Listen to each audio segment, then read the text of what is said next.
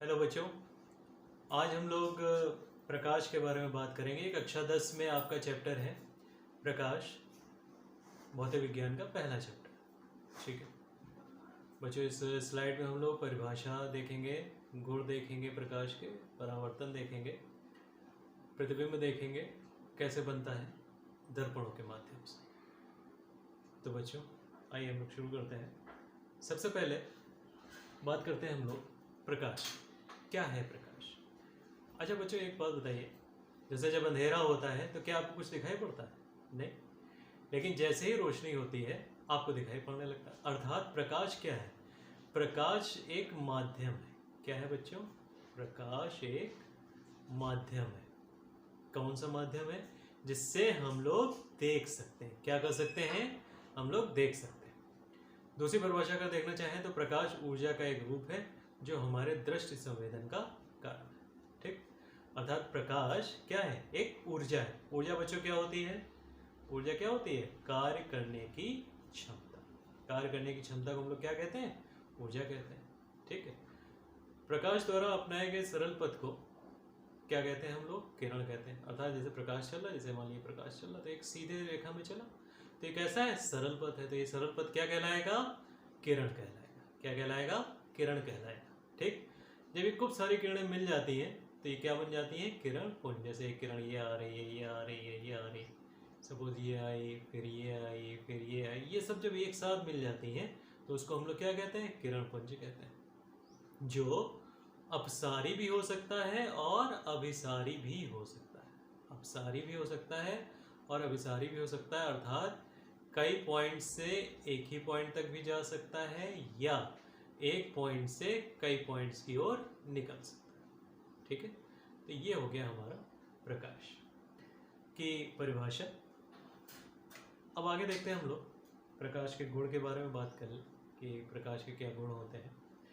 तो देखिए, अच्छा एक चीज़ बताइए, जैसे खूब घने अंधेरे में हम लोग खड़े हैं तो क्या हमको कुछ दिखाई पड़ेगा? नहीं दिखाई पड़ेगा। लेकिन अगर रोशनी हो जाए, प्रकाश आ जाए तो हमको दिखेगा, तुरंत दिखने लगेगा। लेकिन क्या प्रकाश हमें दिखा? नहीं दिखा। अर्थात प्रकाश क्या है? वो स्वयं अदृश्य होता है, लेकिन इसकी उपस्थिति में और वस्तुएं दिखाई पड़ती। इसकी उपस्थिति में क्या होता है? और वस्तुएं दिखाई पड़ती। ठीक, प्रकाश है, कभी जैसे हम लोगों ने बात करी, एक सरल रेखा में चलता है। इसके संचरण के लिए किसी माध्यम की आवश्यकता नहीं होती है। ये निर्वात में भी चल सकता है, यानी कि इसके लिए किसी माध्यम की आवश्यकता नहीं होती। माध्यम क्या होते हैं अभी आगे वाली स्लाइड में हम लोग बताएंगे। तो ये निर्वात में भी गमन कर सकता है। प्रकाश विद्युत चुम्बकीय तरंगों के रूप में गुजरता है, चल सकता है। विद्युत चुम्बकीय तरंग कैसे चलती है बच्चों? जैसे ये है, ये देखिए, ये जो रास्ता होता है ऐसे ऐसे ऐसे ऐसे, ये किसका होता है? तरंगों का। तरंग हमारी इस तरह से चलती है। क्लियर है? प्रकाश पारदर्शी माध्यम से गुजर सकता है, लेकिन अपारदर्शी माध्यम से नहीं गुजर सकता। ठीक है, प्रकाश की चाल ये बहुत इंपॉर्टेंट है, क्वेश्चन पूछा था। कितनी होती है? 3 × 10⁸ मीटर पर सेकेंड। 3 × 10⁸ मीटर पर सेकेंड, ये क्या होती है? प्रकाश की चाल होती है। ठीक है, जब प्रकाश एक माध्यम से चलकर दूसरे माध्यम में पहुंचता है तो क्या होता है?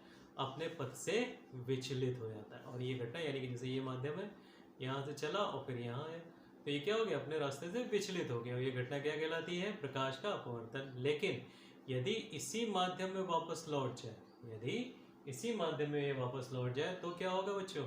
परावर्तन। क्या होगा? परावर्तन। ठीक है, चलिए हम लोग अगली स्लाइड देखते हैं।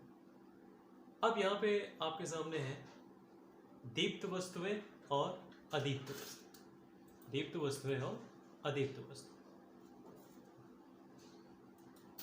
क्या होती है? दीप्त वस्तुएं और क्या होती है अदीप्त वस्तुएं? देखिए हम लोग बात करते हैं इसके बारे में। दीप्त वस्तु क्या होती है? वे वस्तु जो स्वयं प्रकाश उत्पन्न कर सके। वे वस्तुएं जो स्वयं को प्रकाश को उत्पन्न कर सके क्या कहलाती हैं? दीप्त वस्तुएं कहलाती हैं। जो स्वयं प्रकाश उत्पन्न नहीं कर सकती हैं, अर्थात उनसे प्रकाशित होती हैं, जो दीप्त वस्तुएं हैं उनसे प्रकाशित होती हैं, वो वस्तुएं क्या कहलाएंगी? अदीप्त वस्तु। ठीक, कुछ एग्जाम्पल है, जैसे ये देखिए, क्या है ये? सूर्य। तो सूर्य से रोशनी मिलती है, ऊर्जा का स्रोत, सबसे बड़ा स्रोत, तो सूर्य से हमको ऊर्जा मिली। ठीक, ये देखिए क्या चल रहा है, एलईडी लाइट्स, CFLs जो घर पे हम लोग रखते हैं, या टॉर्च है, तो ये सब क्या है, एक ऐसा माध्यम है जिनसे प्रकाश उत्पन्न होता है, तो ये क्या कहलाएंगे, दीप्त वस्तुएं। अब ये पेड़ हो गया, तो क्या अंधेरे में पेड़ दिखाई पड़ेगा, नहीं दिखाई पड़ेगा। हमारे जूते अंधेरे में रखें, क्या हमको दिखाई पड़ेंगे, नहीं दिखाई पड़ेंगे। जानवर, हाथी, कुछ भी है, ये वस्तुएं जब तक इन पे लाइट पड़ेगी नहीं तब तक हमको नहीं दिखेगा।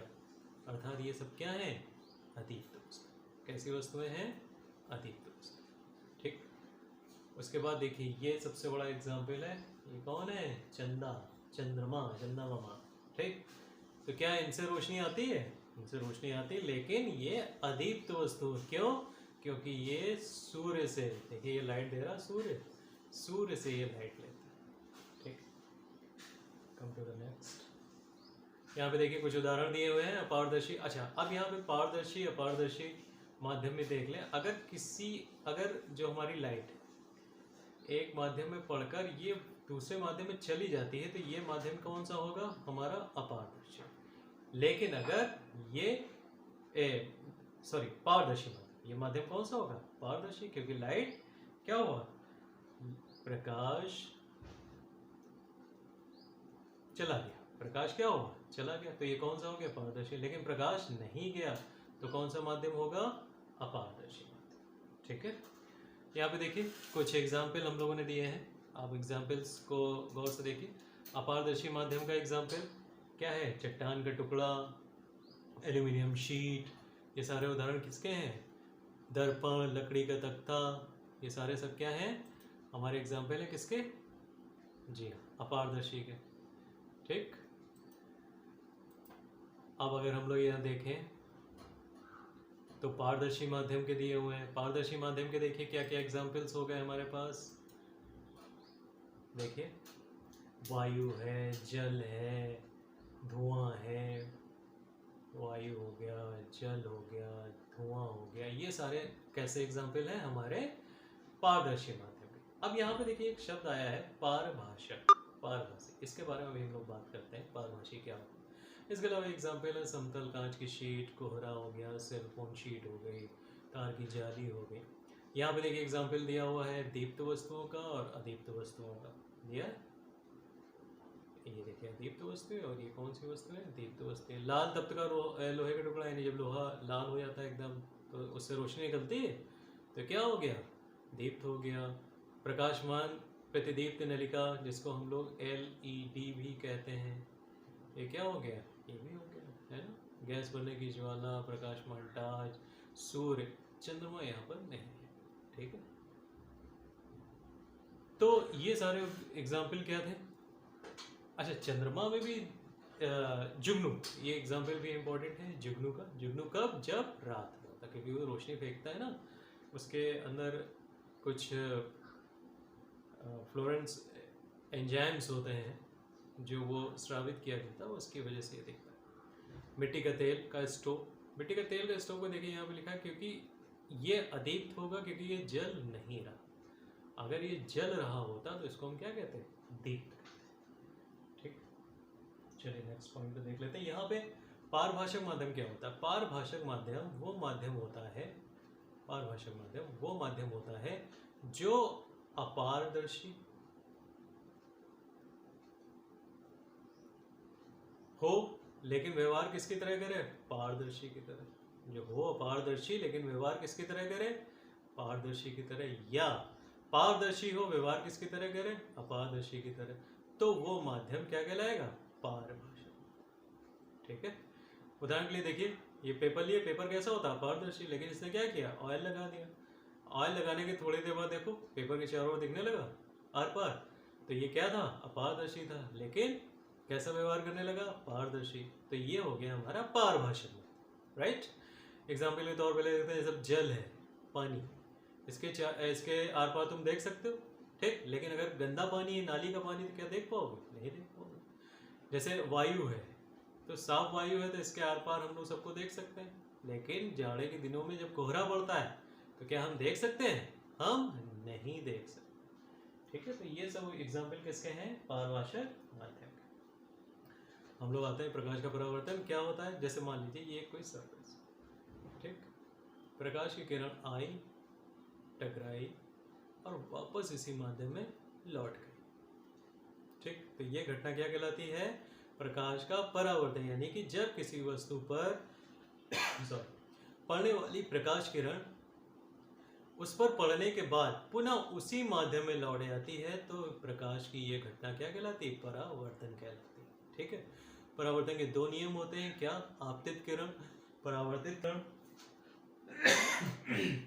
सॉरी तथा अभिलंब, सभी एक ही तल पे होते हैं। ये ताल लिखा हुआ है, ताल नहीं है, ये तल है, ठीक है, तल पे होते हैं। और परावर्तन कोण हमेशा किसके बराबर होता है, आपतन कोण के बराबर। परावर्तन कोण किसके बराबर होता है, आपतन कोण के बराबर होता है। ये देखिए किरण आ रही, ठीक है, ये किरण क्या हुआ, आई, टकराई और वापस देखिए यहाँ पर लौट गई, तो ये क्या कहलाएगा, परावर्तन। क्या कहलाएगा, परावर्तन। और ये वाला कोण और ये वाला कोण आपस में क्या होता है, बराबर। इसको हम लोग इंसिडेंट एंगल यानी कि आई से आपतन कोण, और इसको हम लोग रिफ्लेक्शन एंगल यानी आर से डिनोट करते हैं, और आई बराबर किसके हो जाएगा, आर के, ठीक है बच्चों। बहुत इंपॉर्टेंट नियम है, इसको कायदे से पढ़ लीजिएगा और याद कर लीजिएगा। अब बात आती है गोली दर्पण। तो पहले हम लोग चित्र के माध्यम से समझते हैं इसको।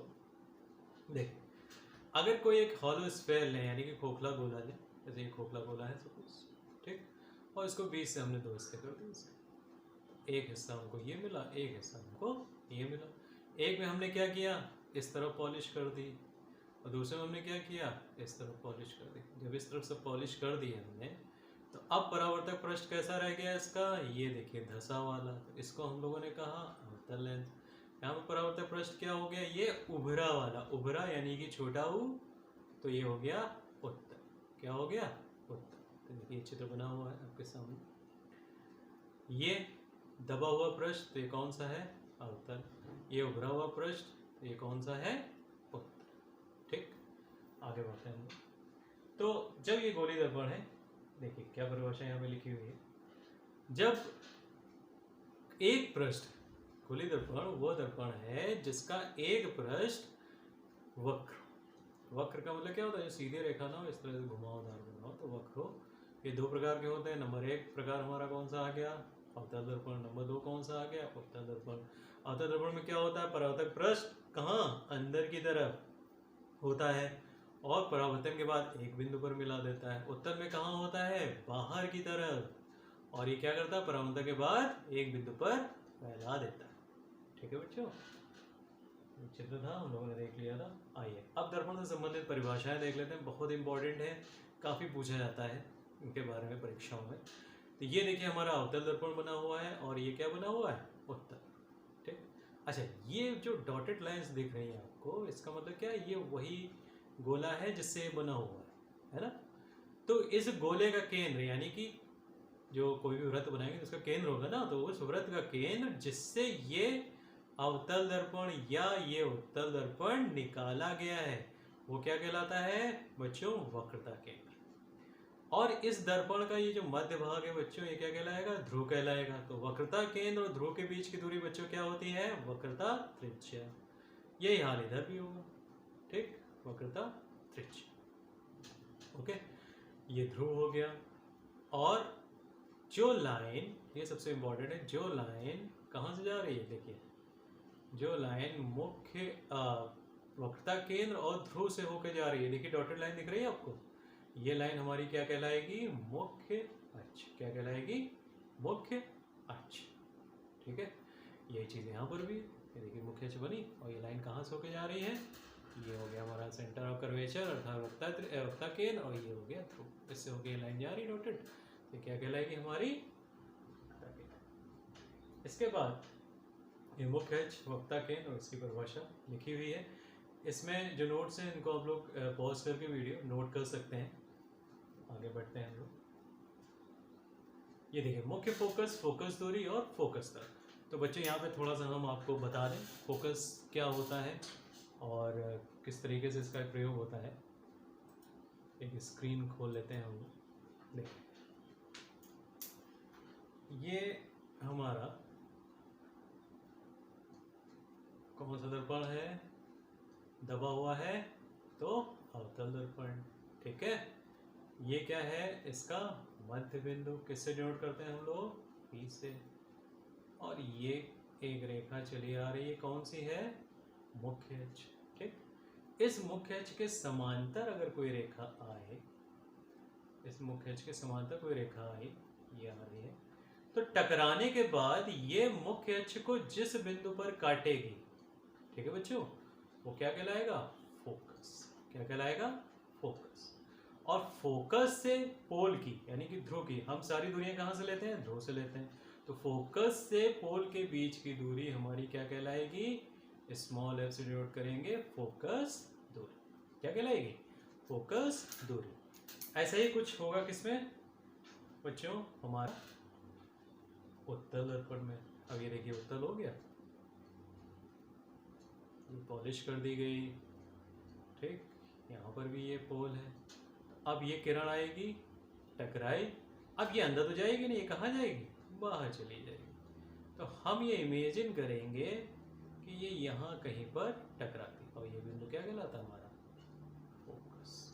ठीक है, तो ये हो गया हमारा फोकस, मुख्य फोकस। और इसी फोकस से होके जाने वाली अगर कोई भी तल है जो इस फोकस से होके जा रहा है, तो उसको हम लोग क्या कहेंगे? उसको हम लोग कहेंगे फोकस तल। ठीक है, उसको हम लोग क्या कहेंगे? फोकस तल। चलिए वापस हम लोग आते हैं स्लाइड पर अपने। ये देखिए मुख्य फोकस, ये फोकस दूरी, और ये हमारा फोकस। ठीक, आगे बढ़ते हैं बच्चों। गोली दर्पण की वक्रता दीजिए, ये बहुत इंपॉर्टेंट है। F बराबर R/2। ये फॉर्मूला बहुत इंपॉर्टेंट है कि जो फोकस दूरी होती है, अवतल दर्पण हो या उत्तल दर्पण, वक्रता त्रिज्या की आधी होती है। वही न्यूमेरिकल में 1 नंबर में या 2 नंबर में कभी कभी आ जाता है। कैसे पूछेंगे कि भाई कह दिया कि एक उत्तल दर्पण है या किसी दर्पण की वक्रता त्रिज्या कितनी है? 30 सेंटीमीटर है, तो इसकी फोकस दूरी बताओ। तो आंसर कितना हो जाएगा? 30 सेंटीमीटर बटे 2, यानी कि कितना आ गया? 15 सेंटीमीटर। तो इसकी फोकस दूरी कितनी आ जाएगी? 15 सेंटीमीटर। या बच्चों ये पूछ सकता है कि फोकस दूरी सपोज 10 सेंटीमीटर दी है, तो आप क्या निकालिए? इसकी वक्रता त्रिज्या, तो 10 गुणे 2 बराबर क्या हो जाएगा? 20 सेंटीमीटर या मीटर, जो भी दिया। ठीक है, तो ये F बराबर R/2 होता है। बहुत इंपॉर्टेंट है, ध्यान से देखिएगा इसे। अब प्रतिबिंब के बारे में हम, प्रतिबिंब गोली दर्पण, प्रतिबिंब क्या होता है थोड़ा सा देख लेते हैं। जैसे मान लो अवतल की ही बात करते हैं।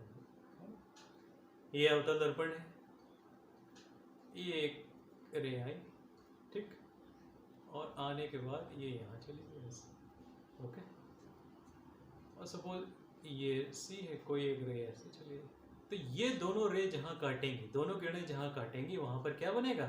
प्रतिबिंब। यहाँ क्या लिखा है? जहाँ कम से कम 2, यहाँ पे बीच में बच्चों 2 होगा, यहाँ कम से कम 2 परावर्तित किरणें एक दूसरे को काटती हैं या काटती हुई प्रतीत होती हैं। काटेंगी किसमें? अवतल में। और प्रतीत कहाँ होंगी? काटती हुई प्रतीत उत्तल। Very good. ठीक है, तो वहां पर क्या बनता है? प्रतिबिंब बनता है। अब प्रतिबिंब कैसे बनता है, इसके कुछ नियम हैं। ठीक है, अब ये देखिए वस्तु के प्रतिबिंब का कुछ दिया हुआ है यहाँ पे चित्र टाइप में। जैसे आप एक यहाँ मान लो बीच में शीशा है, क्या है? शीशा। ठीक है, जो जिसपे हम लोग अपना चेहरा देखते हैं। तो O लिखोगे तो इधर O ही दिखेगा, A लिखोगे A ही दिखेगा, B लिखोगे तो कैसा दिखेगा? ऐसा दिखेगा।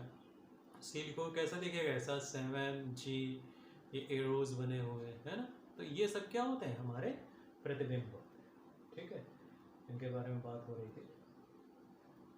अब प्रतिबिंब होते कैसे हैं? वास्तविक प्रतिबिंब और आभासी प्रतिबिंब। अब यहाँ पे बच्चों थोड़ा सा हम लोग देख लेते हैं कि वास्तविक प्रतिबिंब क्या होते हैं और आभासी प्रतिबिंब क्या होते हैं। जैसे देखो, हर जगह पे हम लोग बात करेंगे अवतल दर्पण की। अवतल दर्पण की हम लोग इसलिए बात करेंगे क्योंकि इसमें ही अधिकतर वास्तविक प्रतिबिंब बनते हैं। ठीक है, जैसे ये कोई वस्तु रखी थी, उससे कोई किरण चली, ये कहाँ पे काटेगा बच्चों? क्या नाम है इसका? बताओ। फोकस। राइट, कहाँ पे काटा? फोकस। और सपोज एक कोई किरण आई और ये वक्ता केंद्र से होकर चली गई। अभी नियम हम बताएंगे, आगे क्लियर हो जाएगा। तो ये वापस आ जाएगी। ठीक, तो ये दोनों यहाँ पे काटे, तो जहाँ पे काटेंगे तो ये देखो प्रतिबिंब कैसा बना, उल्टा। तो जब प्रतिबिंब उल्टा बनता है अर्थात किरणें वास्तव में एक दूसरे को काटती हैं, तो ये होता है हमारा कैसा, वास्तविक। ये प्रतिबिंब कैसा हुआ, वास्तविक हो गया। और अगर काटती हुई प्रतीत हो और प्रतिबिंब कैसा बने, सीधा, तो ये क्या हो जाएगा, आभासी प्रतिबिंब। क्या हो जाएगा, आभासी। ठीक है बच्चों। अच्छा, अब अगर हम लोग बात करें नियम के, प्रतिबिंब बनने के नियम की, तो देखो इसके 4 नियम होते हैं। कितने होते हैं, 4। पहला नियम देखते हैं। पहला नियम क्या होता है, अच्छा हम लोग जो बात करेंगे वो किसकी बात करेंगे, अवतल उत्तल दोनों की कर लेते हैं।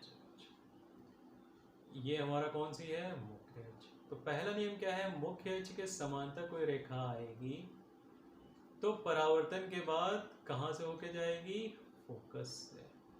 ठीक बच्चों, पहला नियम समझ में आ गया। दूसरा नियम इसी से रिलेटेड कैसा है, फिर से बना लेते हैं हम लोग। Right, very good. ये चित्र अजीब अजीब आपको इसलिए लग रहे होंगे क्योंकि ये माउस की सहायता से बन रहे हैं, इसमें पेन का यूज नहीं हुआ है, इस वजह से ये सीधी लाइनें नहीं आती हैं।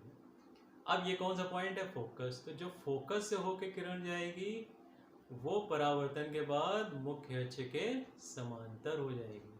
ठीक है, ये नियम नंबर कौन सा हो गया, 2 हो गया। ठीक, मुख्य अक्ष कैसे हो जाएगी, समांतर हो जाएगी। ठीक,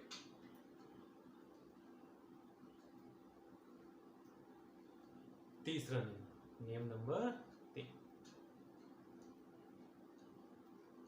कौन है, वक्रता केंद्र। ठीक, अगर वक्रता केंद्र से होकर कोई किरण जाती है तो वो बिना विचलित हुए उसी मार्ग पर लौट, बिना विचलित हुए क्या होता है, उसी मार्ग पर लौट।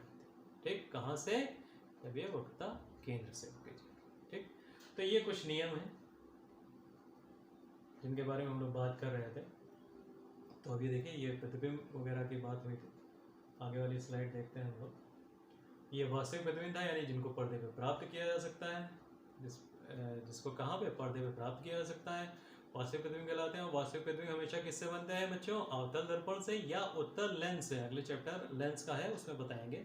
और ये देखिए ये कैसे प्राप्त होते हैं, उल्टे होते हैं। आभासी में क्या होता है, पर्दे पे प्राप्त नहीं किया जा सकता है। और ये हमेशा किससे बनते हैं, या तो अवतल लेंस से बनेंगे या फिर उत्तल दर्पण के द्वारा बनेंगे। समतल दर्पण के द्वारा भी आप कभी देखिए शीशे के सामने खड़े होकर आप अपना दाहिना हाथ करेंगे तो शीशे में कैसा दिखेगा, बाएं हाथ दिखेगा। ठीक है, और ये प्रतिबिंब हमेशा कैसे प्राप्त होते हैं, सीधे प्राप्त होते हैं। ठीक है बच्चों, अब ये वही नियम है, इसमें लिखे हुए, आप इनको नोट कर लीजिएगा। ये देखिए अवतल दर्पण के द्वारा बनाए गए अलग अलग स्थितियों में प्रतिबिंब, वस्तु का प्रतिबिंब आकार तथा स्थिति दी हुई है। ध्रुव फोकस के मध्य रखा होता है तो दर्पण के पीछे बनेगा, बड़ा बनेगा, आभासी में सीधा बनेगा। इस तरीके से ये सारे दिए हुए हैं। इनको आपको किस तरीके से प्रतिबिंब बनता है ये मैं बता रहा हूँ आपको। ये देखिए पहला चित्र, ध्यान से देखिए। ये वस्तु कहाँ रखी है, अनंत पे। अनंत से ये किरण आई, ये देखिए आ रही, टकराई, कहाँ से गई, फोकस से गई। और ये नीचे भी एक किरण आई, टकराई, कहाँ चली गई, फोकस पे। तो ये दोनों कहाँ पे मिली, फोकस पे मिली। ठीक, तो ये देखो फोकस पे बना, तो प्रतिबिंब कहाँ पे बना, एट फोकस। किस पे बना, फोकस पे। पीछे जो हमने तालिका दी है उसमें लिखा हुआ कैसा है, रियल है यानी कि वास्तविक है, इन्वर्टेड है, डिमनेश यानी कि बहुत ही छोटा बना है। फिर अब क्या किया, वस्तु को आगे उठा के हम कहाँ लाए, अवता केंद्र से थोड़ा पहले। अब देखो वस्तु दिखने लगी, इसमें क्या था, वस्तु नहीं दिख रही थी। ये देखो एरो बना अर्थात ये वस्तु। ठीक, तो ये वही नियम नंबर 1, ये पहला चला और ये देखो कहाँ से गया, फोकस से गया, गया फोकस से। फिर ये दूसरी किरण निकली और ये कहाँ से गई, ये भी फोकस से गई, और फोकस से होने के बाद ये क्या हो गई, पैरेलल हो गई। और इन दोनों किरणों ने ये देखो यहाँ पर काटा, ये काटा, तो एक ऐसा प्रतिबिंब बन गया ये। तो ये भी देखो उल्टा बना, तो कैसा होगा, रियल यानी कि वास्तविक है और छोटा। अब हमने क्या किया, वस्तु को आगे पहुंचा दिया, है ना, कहाँ रख दिया, वक्रता केंद्र के ऊपर रख दिया। फिर वही चीज, ये देखिए किरण गई, नियम नंबर 1 ये आ गया, फिर यहाँ से गई नियम नंबर 2 और ये हो गया, और दोनों ने कहाँ काटा, वक्ता केंद्र के नीचे। तो देखिए उल्टा बना, तो ये वास्तविक इन्वर्टेड है और ये आकार में वस्तु के बराबर है। ठीक है, अब यहाँ पे देख लो, यहाँ पे क्या हुआ, ये वस्तु रखी है तो ये देखो फोकस पे गई, पहला नियम, और दूसरा नियम ये आ गया, और इसने बियॉन्ड सी यानी कि ये जो हमारा वक्ता केंद्र है इसके पीछे कहीं जाकर काटा। ठीक है, तो ये बड़ा बना, देखो वस्तु छोटी थी और यहाँ कैसा बना, इनलार्ज्ड यानी बड़ा प्रतिबिंब बना। अब हमने वस्तु को उठा के कहाँ पे रख दिया, फोकस पे रख दिया। तो ये देखो पहला नियम, ये किरण गई और ये फोकस से चली गई, दूसरी जो पोल से टकराई और वापस आ गई। ठीक है, और ये दोनों कहाँ काटेंगी, यहाँ कहीं नहीं दिख रहा, तो ये कहाँ बनेगा, अनंत पे बनेगा, एट इन्फिनिटी, लेकिन बनेगा। और जाहिर सी बात है बनेगा तो देखो यहाँ नीचे ही कहीं तो आएगा, ये कैसा बनेगा, रियल बनेगा, वस्तु से बहुत बड़ा बनेगा।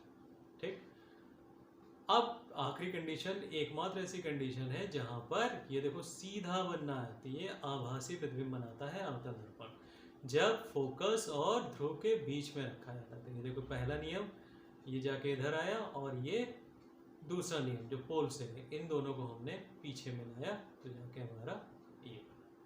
ठीक है, तो इस तरीके से आप लोग इस चित्र को देख सकते हैं। हालांकि अब चित्र बनाने को नहीं आता है, लेकिन इम्पोर्टेंट है। यहाँ पे स्थितियाँ कभी कभी पूछ देता है, ये जो स्थितियाँ लिखी है ना, ये कि कहाँ पे बनना है, क्या है, तो ये कभी कभी पूछ देता है, तो इसके बारे में थोड़ा सा आपको ध्यान देना है। ठीक है, तो इम्पोर्टेंट की श्रेणी में हम लोग रख सकते हैं इसको। आगे बढ़ते हैं। अब अवतल दर्पण के कुछ प्रयोग देख लेते हैं। टॉर्च, हेडलाइट्स, वाहन की हेडलाइट, वाहन जो आगे गाड़ी की हेडलाइट्स होती हैं उनमें ये लगता है, क्योंकि ये रोशनी देखो ऐसे फेंकता है इस तरीके से, तो काफ़ी बड़ा क्षेत्र मिल गया ना हमको, है ना। तो उसके लिए हमको काफ़ी ज़्यादा क्षेत्र में रोशनी चाहिए होती है ना, इसलिए किसको प्रयोग करते हैं, अवतल दर्पण में। इसीलिए टॉर्च में भी होता है। ठीक, जब चहेते लिखा हुआ है, चेहरा है। ठीक, क्या है, चेहरा। जब हम लोग दाढ़ी बनवाने या बाल कटवाने जाते हैं तो जो हमारा नाई होता है, दर्पण कैसा होता है, अवतल दर्पण होता है। ठीक है, इसी तरह जो डेंटिस्ट होते हैं, है ना, जो डेंटिस्ट होते हैं वो भी क्या करते हैं, दांतों के बड़े प्रतिबिंब देखने के लिए इसका प्रयोग करते हैं अक्सर। ठीक है, सौर भट्टियाँ जो सोलर कुकर्स वगैरह होते हैं उसमें सूर्य के प्रकाश को केंद्रित करने के लिए अवतल दर्पण का प्रयोग होता है। तो ये कुछ प्रयोग थे, पूछे जाते हैं, याद कर लीजिएगा। अब हम लोग आ जाते हैं किस पे, उत्तल दर्पण पे। ये देखिए उत्तल दर्पण में हमेशा आभासी प्रतिबिंब बनता है, और ये दो ही इम्पोर्टेंट हैं, होती तो करीब दो और हैं, लेकिन आपके कोर्स में ये वस्तु अनंत पे रखी हो और वस्तु अनंत और ध्रुव के बीच में कहीं रखी हो। दोनों स्थितियों में देखिए, यहाँ पे छोटा सा बना, ये किरण आई वापस चली गई, ये किरण आई वापस चली गई, और इन दोनों को जहाँ पे हमने मिलाया, देखिए मिला रहे हैं, तो क्या बन गया हमारा छोटा प्रतिबिंब। उसी तरीके से इस बीच में कहीं पे रख दिया, तो देखिए एक किरण ये आई, टकरा के चली गई, और दूसरी कहाँ से जाएगी, जो इसके सी से होके जाएगी, अर्थात वक्ता केंद्र से। तो ध्रुव और फोकस के बीच में एक छोटा सा प्रतिबिंब हमको मिल जाएगा, और दोनों ही वर्चुअल और इरेक्ट होंगे, यानी कि आभासी। कैसे हो, क्योंकि देखो इधर बनना है और कैसे हैं, सीधे, तो ये सब आभासी तो हुआ, राइट। ये देखिए अनंत पर, तो दर्पण के पीछे फोकस पे बनना है, कैसा बनना है, अत्यधिक छोटा, और ध्रुव तथा अनंत के मध्य दर्पण के पीछे बनना है, कहाँ पर, फोकस और ध्रुव के मध्य। कहाँ बनना है, फोकस और ध्रुव के मध्य। ठीक, दोनों ही स्थितियों में आभासी और सीधा। ठीक, उत्तल दर्पण के कुछ प्रयोग देख लेते हैं। जो आप लोग बाइक वगैरह चलाते हो तो साइड मिरर होता है, या कार वगैरह चलाते हैं, साइड मिरर जिसमें हम लोग पीछे क्या गाड़ियाँ आ रही हैं उनको देखते हैं, उसमें इसका प्रयोग होता है, क्योंकि ये क्षेत्र कलर लिखा है, ये छा बनेगा इस तरीके से, तो उस क्षेत्र का प्रयोग होता है। ठीक है, क्योंकि ये पीछे के क्षेत्र को, जो काफ़ी बड़ा क्षेत्र है, उसको छोटा करके दिखाने में उपयोगी होता है, इसीलिए उत्तल दर्पण का प्रयोग वहाँ पे करते हैं। बहुत इंपॉर्टेंट क्वेश्चन। अब क्वेश्चन आ रहा है अगला, दर्पण से दूरियाँ नापने की चिन्ह प्रॉपर्टी क्या होती है। ठीक है, तो ये पॉइंट्स लिखे हुए हैं, इसको चित्र के माध्यम से हम लोग समझें। ये देखो, अच्छा आप लोगों ने पढ़ा होगा छोटी क्लासेस में भी कि अगर हम लोग ये एक्सेस खींचें, तो ये देखिए एक्स एक्सिस होता है, ये क्या होता है, वाई होता है, ये ओरिजिन होता है, यानी कि मूल बिंदु होता है। इधर हम लोग चलते हैं तो सब प्लस होता है, इधर चलते हैं हम लोग तो क्या होता है, माइनस होता है, नीचे जाते हैं तो माइनस होता है, ऊपर जाते हैं तो प्लस होता है। एक्स वाई कोऑर्डिनेट्स चतुर्थांश पढ़ा है ना। तब बच्चों देखो ये कौन सा दर्पण है, ये वाला उत्तल, ये वाला अवतल। उत्तल में देखो फोकस कहाँ पर, यहाँ पर है, कैसा होगा, धनात्मक होगा। वक्ता केंद्र भी यहाँ कहीं होगा तो कैसा होगा, धनात्मक होगा। वक्ता केंद्र से ध्रुव के बीच की दूरी आर कैसी होगी, धनात्मक होगी। लेकिन वस्तु कहाँ रखी है, यहाँ पर, ठीक है। वस्तु कहाँ रखी है, इस जगह पर रखी है, और इस तरफ क्या होगा, माइनस। तो चाहे उत्तल दर्पण हो या अवतल दर्पण हो, वस्तु की दूरी हम लोग यू लेते हैं, यू हमेशा माइनस होता है, ठीक है। ये अवतल दर्पण का देखो फोकस इधर तो ये माइनस, यहाँ पे कहीं सी होगा तो वक्ता त्रिज्या माइनस, ये वस्तु यहाँ रखी है तो माइनस, अगर जो इसके प्रतिबिंब इस तरफ जितने बनेंगे वो माइनस, ठीक है। तो ये हो गई हमारी चिन्ह की परिपाटी, ठीक। अच्छा बच्चों, जो वस्तु की दूरी होती है वो याद रखिएगा, दूरी अच्छा हमने बताई थी कहाँ से लेते हैं हम लोग, पोल से यानी ध्रुव से। तो वस्तु की दूरी u होती है, प्रतिबिंब की दूरी क्या होती है, v होती है। तो इसमें एक फार्मूला लगता है 1/v is equal to 1/v plus 1/u is equal to 1/f। ये दर्पण के ध्रुव से, वास्तु लिखा है वस्तु है, कहीं कहीं प्रिंटिंग मिस्टेक है, ठीक है। तो दर्पण की फोकस दूरी में ये संबंध है, इसे ही हम लोग कौन सा सूत्र कहते हैं, कभी कभी आ जाता है कि दर्पण सूत्र, ठीक। तो दर्पण सूत्र ये होता है बच्चों, याद रखना, दर्पण सूत्र और लेंस सूत्र में बहुत डिफरेंस है। यहाँ पर प्लस है तो दर्पण सूत्र है, माइनस हो जाएगा तो क्या हो जाएगा, लेंस का सूत्र बन जाएगा। अब रेखीय आवर्धन, अच्छा हमने ये बताया था क्या कि ये देखो, ये तो अब वस्तु ये कितनी है, तो ये वस्तु की ऊंचाई हो गई, प्रतिबिंब नीचे बना तो वास्तविक ये प्रतिबिंब की ऊंचाई हो गई। तो दर्पण द्वारा उत्पन्न जो रेखीय आवर्धन होता है वो क्या होता है, प्रतिबिंब की ऊंचाई और वस्तु की ऊंचाई का अनुपात, प्रतिबिंब की ऊंचाई और वस्तु की ऊंचाई का अनुपात। यहाँ भी इन्होंने h डैश मान लिया है प्रतिबिंब की ऊंचाई और h मान ली है वस्तु की ऊंचाई, ठीक, बराबर -v/u, ठीक। ये संबंध दिया हुआ, आवर्धन के मान में अगर ऋणात्मक चिन्ह होगा बच्चों तो ये बताएगा कि प्रतिबिंब कैसा है, वास्तविक है। अगर धनात्मक चिन्ह होगा बच्चों तो क्या बताएगा, प्रतिबिंब आभासी, ठीक है। इस फॉर्मूले रिलेटेड जितने भी न्यूमेरिकल्स हैं हम करवाएंगे।